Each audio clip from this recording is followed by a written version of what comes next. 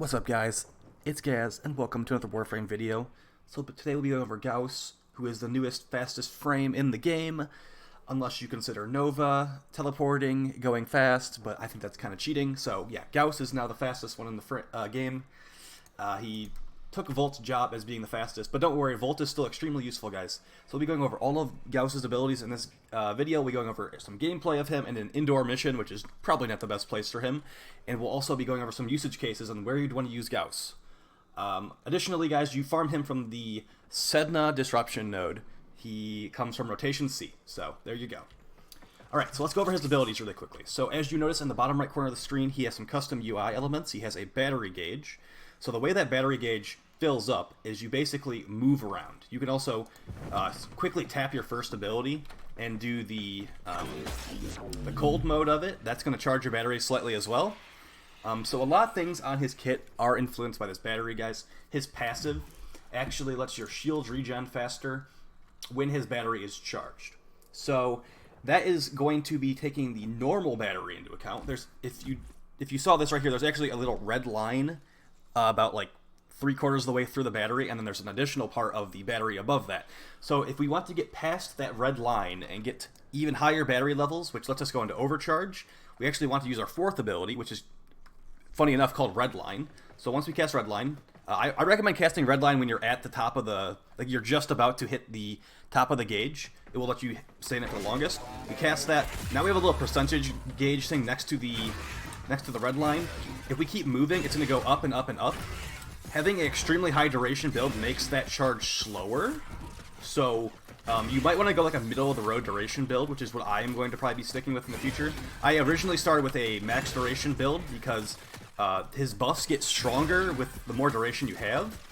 But another thing, guys, the higher that little percentage thing is, the stronger his abilities become. So with his second ability, if we have 100% red line, we actually have 100% damage reduction. So see, she's basically not even hurting us right now. It's like, what, like 1 or 2 damage? So, the thing about your second ability is it gives you normal DR, but if you're not past the red line, that base value is what you're getting. And the base value is super low. On this build, it's about 30% damage reduction. So let's actually quickly go over that. The red line is very important for his abilities, guys. So, his kinetic plating ability, with this build we have currently, it starts at a 31% damage reduction. When we're at the full red line value, we're getting 100% damage reduction, guys. So we are literally not even taking damage from kinetic, heat, cold, and blast. So physical, heat, cold, and blast. Additionally, if we have this ability active, when we use our first ability, the running fast ability, it's going to dash through people, and it's going to cause a slash proc on them. It normally is going to cause a just slash damage tick, but if you have the 2 on it, it's a guaranteed slash proc, which is nice. So additionally, his third ability, I don't really think his third ability is super useful, but we'll quickly show what that does here. So, as I said, his fourth ability does buff all of his other abilities when it's active. So for his third, normally you have to use like there's a cold version if you tap it, and there's a heat version if you hold it down. If you double tap the cold version, normally it will freeze enemies solid. If you have his fourth ability active, guys, it's only 1 tap of the fourth ability to freeze people solid. And the heat version of it is just damage over time. It doesn't really do anything crazy. If you have the heat version on somebody and you use the cold version afterwards, it causes a blast proc. And if you are in the red line while you're using that ability, the blast proc will actually remove enemy armor. And apparently it scales with remaining duration on red line, but that is not anywhere on the internet right now, so I can't really confirm that as a fact. So let's just quickly show the instant freeze. Try not to knock her off the ledge. Was that the fire version we did there? Okay, well, we knocked her off the ledge. That was not what I wanted to do there, but I'm sure some of her armor got removed, so that's nice. Okay, guys, so the thing about him is that really battery level and staying moving is very, like, that's crucial to the frame. Also, if you reactivate your red line before, like, when you're not above the red line, it drains your entire battery, so be really careful about that. Okay, so some things about him, guys. You're going to want to make like a pretty balanced build. Strength is not very important on him, but then again, lots of stats aren't very important on him. So I'd say the most valuable stat in the game for Gauss is sprint speed, actually. So this is the build I'm going to recommend to you guys. It has adaptation, which is very good on him. It gives him an additional source of DR. You could potentially replace Cunning Drift with something else if you don't care about range. I don't really care about range that much. That's why like I have this build as well, which even less range.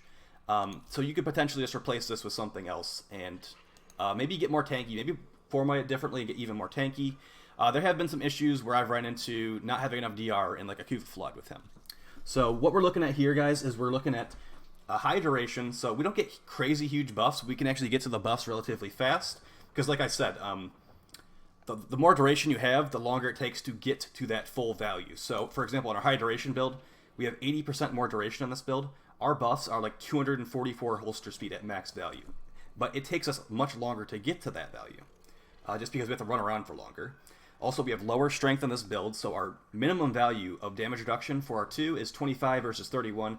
Not really a huge issue, but getting to that 100% is going to take us quite a while because we need to be in the red line.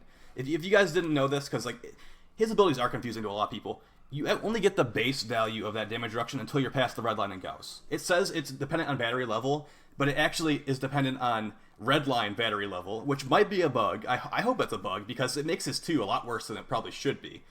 But then again, getting 100% damage reduction just by running around a couple times could be kind of OP. Okay, so maybe they want us to build towards the 100% damage reduction that he can get.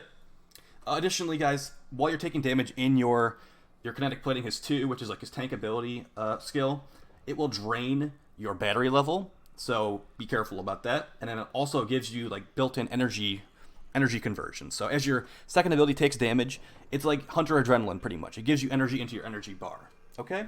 So I'd say his most important abilities are his first ability, his second ability, and his fourth ability.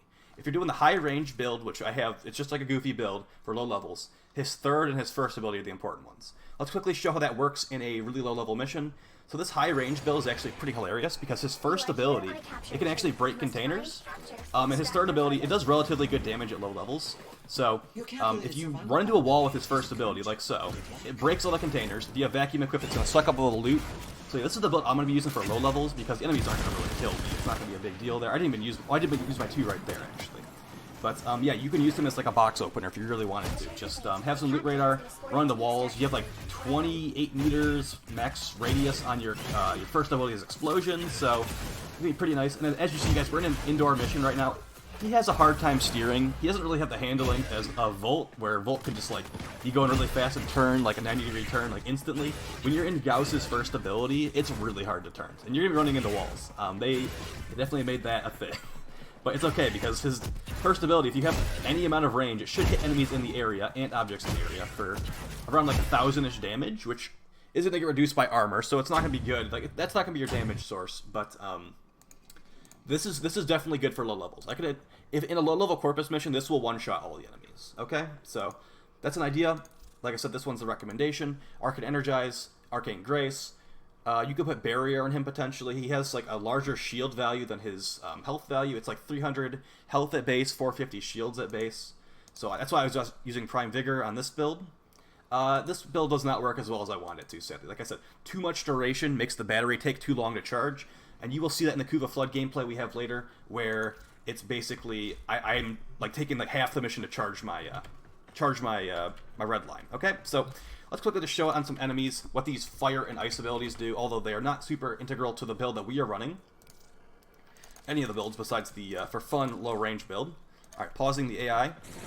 So I believe it's to tap it, you get the cold one that will boost your battery. So see, our battery level is like 25%. We tap it, it goes up a little bit higher. We double tap the cold, it freezes the enemy solid. We can do the heat version now, and it knocks them over from the blast proc. So if we go on the red line for this, alright, it just knocks enemies over right away apparently. And then we can cold proc them. It should remove some armor. Can't really tell how much armor got removed there. It does say in the tooltips that it does do that, guys. It's kind of hard to tell. Like I said, I think it scales off remaining duration, so yeah. As you can probably see, there's a lot of confusing things about Gauss. I really wish that he had more UI elements. So as you can see right here, we have no idea how big our buffs are right now. Like, there's no bar up here. We do have a red line active, so we actually do have a fire rate buff. We're firing faster than we're supposed to normally. And also our kinetic plating doesn't give us any information on how much damage reduction we currently have.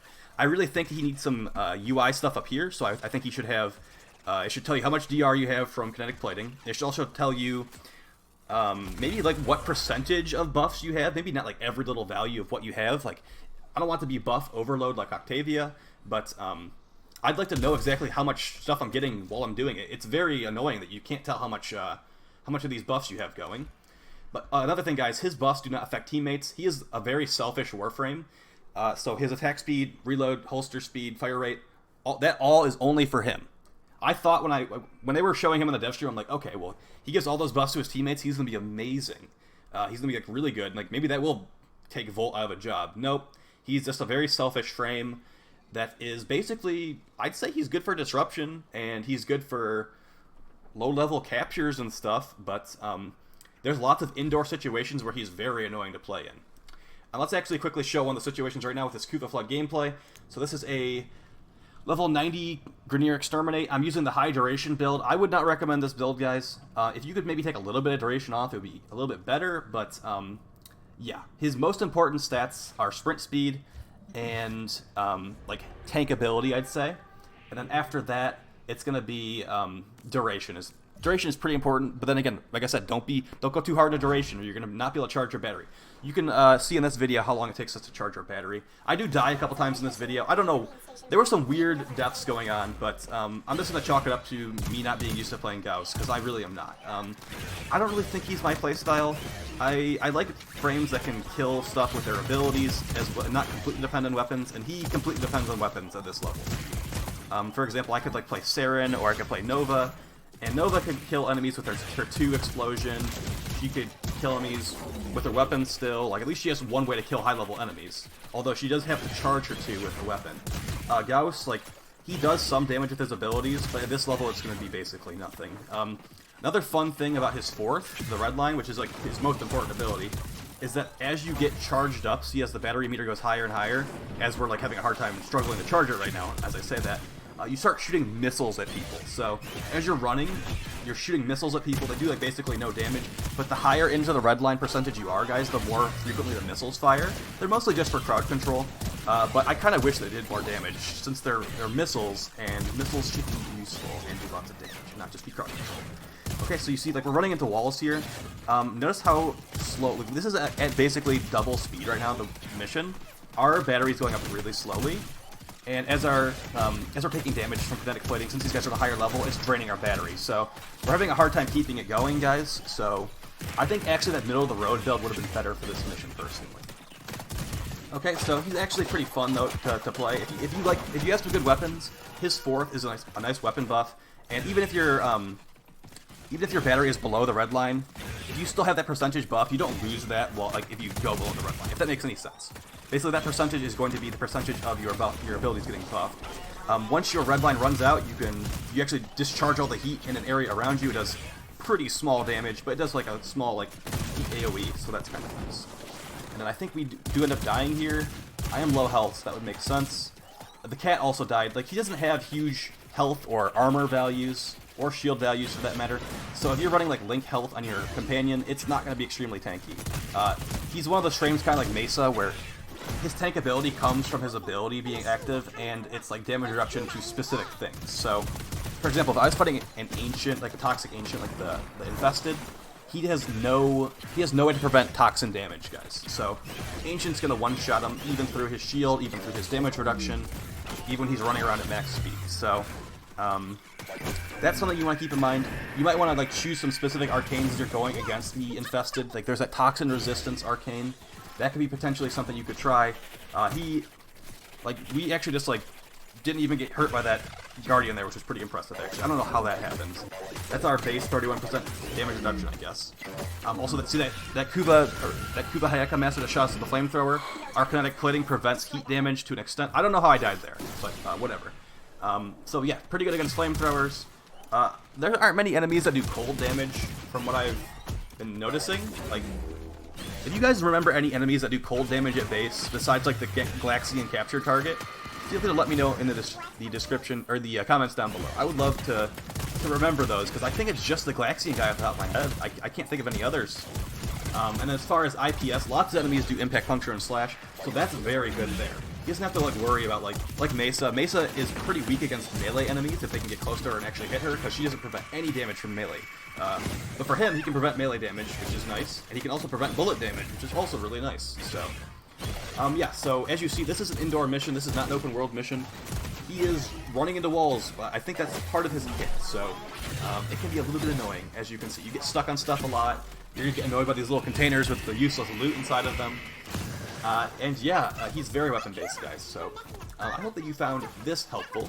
Like I said, strength super not important, but a little bit could be nice. Like, just to get you that good base damage reduction value, also get you a good, like, maybe if you want to use his 3 at lower levels, maybe that'll help you kill stuff, so that could be nice too. But like I said, duration more important than strength, and sprint speed more important than everything else. You could literally run all 3 sprint speed mods with him, because he comes with innate polarities for all sprint speed mods by default, and his first ability is influenced by sprint speed, guys. So the more sprint speed you have, the faster his first ability will go.